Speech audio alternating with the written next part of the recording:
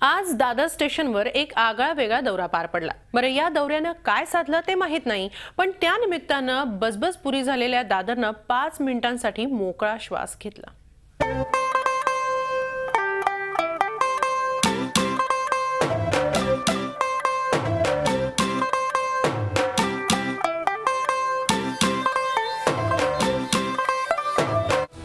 दादर मुंबईतलं most busy station.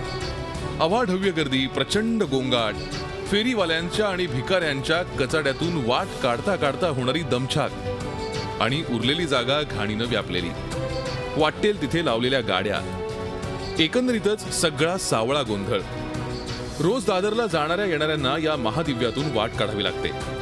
म्हणूनच दादर मधल्या मनसेच्या नगरसेवकांनी बजबजपुरीचा हा आखो देखा हाल मनसे अध्यक्षांच्या कानावर घातला आणि एकदा आपण स्वतः जातीनं लक्ष घालावं अशी कळकळीची विनंती केली।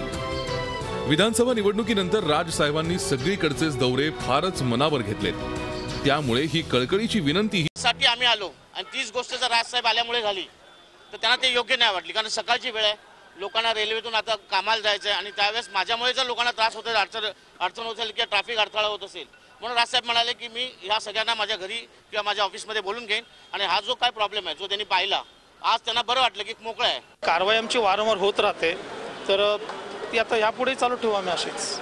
रोज असंच होणार? हां, कारवाई आम्ही जोरदार कारवाई करू आम्ही या ठिकाणी। आमची कारवाई जिथे अनधिकृत फेरीवाले आलेले आहेत तो स्टेशन परिसर साफ ठेवण्याचं काम महापालिका चालूच ठेवेल। सकाळी आणि संध्याकाळच्या वेळेला खरं गजबजलेल्या प्रचंड धक्काबुक्कीचं दादर दिसतं, पण राज ठाकरेंनी दुपारची वेळ निवडली। त्यांनी परिसराची जेमतेम पाहणी केली। 5 मिनिटांच्या आत त्यांचा हा दौरा आटोपला। या निमित्तानं त्यांच्या तरुणपणातल्या काही आठवणी ताज्या झाल्या।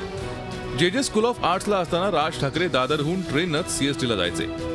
थोडक्यात काय तर ते आले, त्यांनी पाहिलं आणि ते गेले। पण राज ठाकरे दादरला येणार याची कुणकुण लागताच दादरमध्ये खास साफसफाई करण्यात आली। वेड्या वाकड्या पार्किंग करण्यात आलेल्या गाड्या हटवल्या गेल्या। अर्थात ही सगळी बोलाची कढी आणि बोलाचाच भात, कारण उद्या दादर गाठणाऱ्या या मुंबईकरांना पुन्हा त्याच घाणीतून, त्याच फेरीवाल्यांच्या कलकलाटातून आणि त्याच किचाटातून मार्ग काढावा लागणार आहे। झी 24 तास रहा एक पाऊल पुढे।